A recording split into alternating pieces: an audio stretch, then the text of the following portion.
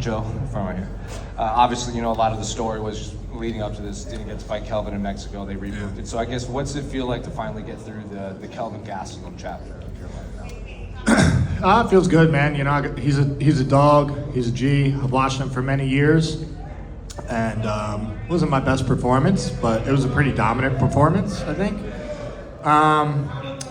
Little lackluster on the volume, little lackluster on the combinations, a lot of fucking looking at each other.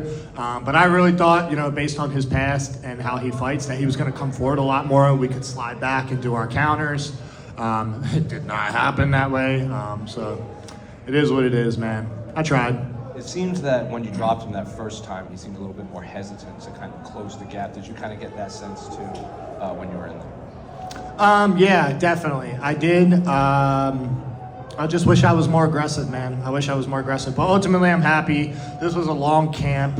And yeah, ultimately, things did not go well PR-wise for me in Mexico.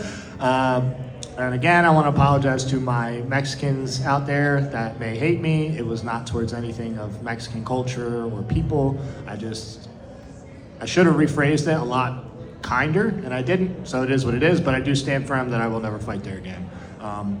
It's too big of a risk for a bitch like me. You know, you said it yourself, you know, maybe the volume wasn't there. You seemed a lot more patient. Was that patience, or were you, like you said, just expecting him to do something else out there, maybe not blow the gas tank, like maybe that? I really thought he was going to come forward more. I really thought that that's where we were going to, like, that was our game plan, like make him miss, make him pay. And I think that's what led to it. It was both of our faults. You know, it takes two to tango, and every time he did come in, I would swing, but he didn't come in very often. And yeah, you know, ultimately it just shows I got a lot to work on still, so I'm very happy. At the end of the day, this is a never-ending job of improvement and skill building and base building. And I mean, fuck it, man. I got the win. I got 2 checks, and I beat a guy who fought for the title, who's getting inducted into the Hall of Fame, deservedly so. And yeah, much respect to Kelvin and his team, man. I don't know what's next in his future, but thank you to KG for everything he's done. The broadcast seemed to think, you know, you dominated the first round, and he had his moments in the last round. And they were pretty 50-50 on the second round because you were landing the power shots, but he seems to throw with much more volume. So by the time... But how many fucking punches did he land? Not a lot. Well, so I was going to ask, like, it seems even after the fight, he was applauding before the scorecards were even read. So you knew it wasn't as close as maybe the broadcast was saying. Yeah, and I asked my coaches to keep it pretty real with me in the corner. Like, you know, I would have thrown caution to the wind and risk getting knocked out if I had to secure the round. But that's why I was like, I honestly didn't see me getting the finish unless he got super aggressive and tried to come at me hot. And he did early. And I don't know. I got to watch the shit back, bro. I don't know. Whatever. I could have done better, guys. I'm sorry. Fuck.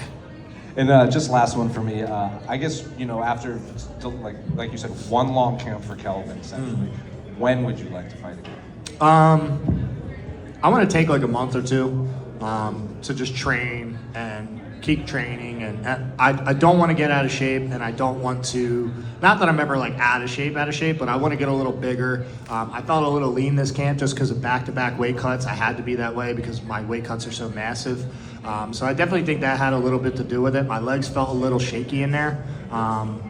So yeah, I just need to fine-tune some things and get my body right again. To be honest, I'm still kind of fucked up from Mexico, stomach-wise.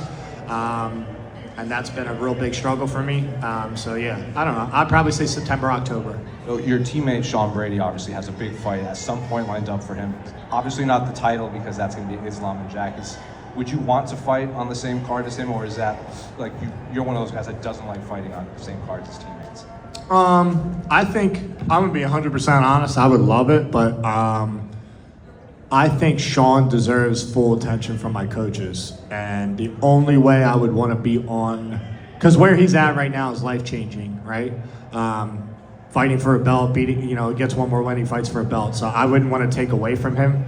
And it's kind of hectic when you have coaches going out, you don't get your warm up right. So out of respect for him, no, unless he was okay with it. And Aside from that, yeah, I would like September, October, and I hope the UFC comes to Philly, man. We got a bunch of Philly guys.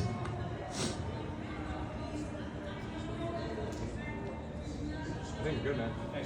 Thanks.